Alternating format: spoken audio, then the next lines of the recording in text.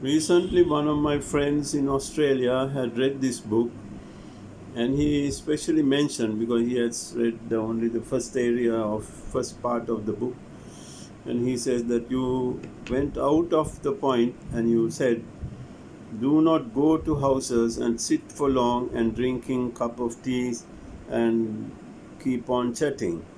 So that because I have written that because it can make you lost in your life.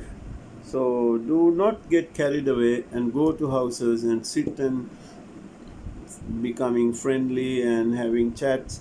So that will be finally a waste of time. So you have to limit all that. You must understand these are all uh, someday can bring you bad luck or unwanted trouble.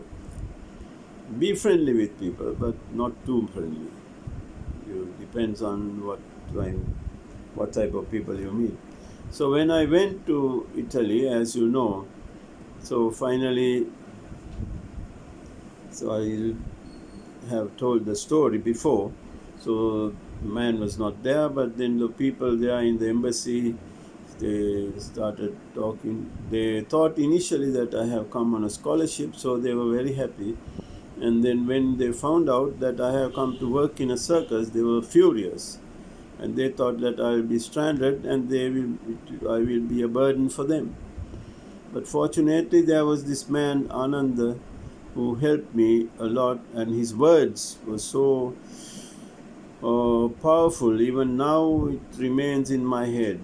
It always remains in my head and heart. But these people in the embassy, they started talking to me like calling me Tamuse, Tamuse. It's a very bad word. I hate that word. So, Tamuse, Tamuse, I hate that word. So, it was very bad. So, she was calling Tamuse, and I was crying because the way they treated me. But then God came in to help, or Buddha's power, or Jesus' power, or some God power came in to help, and I was given finally this Ananda, and also some pen pal, the Italians, who helped me to feel like I am in paradise.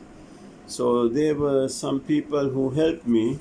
These were some Italians who helped me. This Mr. Silvano, who found me the job, and this Silvano's family, and this was me at that time, and this the family who helped me to find a job. And this one, the one on the top, this picture is the place, that house I worked, and this man is called Dr. Guido Colomba, who used to be in the most leading newspaper in Rome, and he was a political critic in that newspaper. He had studied in USA, so he spoke good English, and his wife was a English teacher, so I didn't have any problem of communicating, as I did not know any English, any Italian at that time. So anyway, I worked in that house for about 8 months. So then by working there, I collected money to go to England to pay to the school. However, one day I was trying to go to, because when I work in that house, every Thursday was a holiday for me. So on Thursdays, I go to Rome and to this embassy people's house, and the house to Mr. Silvano, where they found me the job.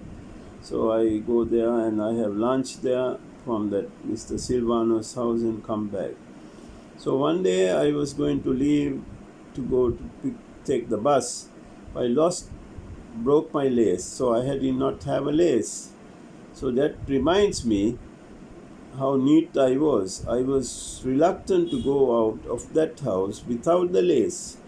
So not like now, scruffy, but I was very decent, well-dressed man. And you can see also from this photograph here how refined I was that time. So anyway, I lost the lace, but anyway, I couldn't find the lace. I had to walk because there's a bus, only one bus from that place Oljata to Lastot junction. So as the bus had gone, because it twice a day or something, that bus, I was walking. Then there was this man who stopped. I was trying to hitchhike. It's not like England. In Italy and Europe, hitchhiking is common. That I found out. Those days I didn't know what these things are. So then I stopped this man, and he stopped the car. He stopped vehicle, and he looked very scruffy and like a worker. So I thought, this poor man, anyway, he can. I asked him in broken Italian, can you take me to La Storta? So he said something, then okay, and I got in. And then he dropped me at the La Storta junction where he also stopped. And he wants to offer me a coffee. And I thought, this poor man don't have money. So I was going to pay. But this man was the one I'm just talking about. So he paid. Finally he paid. Then he told me something, and he wrote me something and gave, because this Christmas was near, and he was telling something about the 26th. That is to say, he was just inviting me to come to their house on that day, on the 26th, to have dinner or lunch, to spend the day. So I came back home in the night, and I told Dr. Colomba that there's this man I met. He looks scruffy and he's dirty clothes. So then Dr. Colomba was frightened. He said, oh, you must not talk to these people because they can get friendly with you and come and rob the house. So, but anyway, I said 26 something, he said. So then Colomba said, we'll wait and see on the 26th. So, but anyway, I did not stay in that house. I went to Rome, to that embassy people's house, because to avoid these people. But then while I was staying at the embassy people's house, there was a call came from Dr. Colomba, and he said, Jayanta, this is my good friend. He's the richest man in this area. So I happened to get to know this richest man in the area. So since then, since I stayed in Rome and from England, when I returned to Rome also, I always went and saw them, and we had been friendly for a long time. So this man was Mimmo, and their kind gesture gave me feelings of divinity. So it's not natural, I guess. These powers come from divine.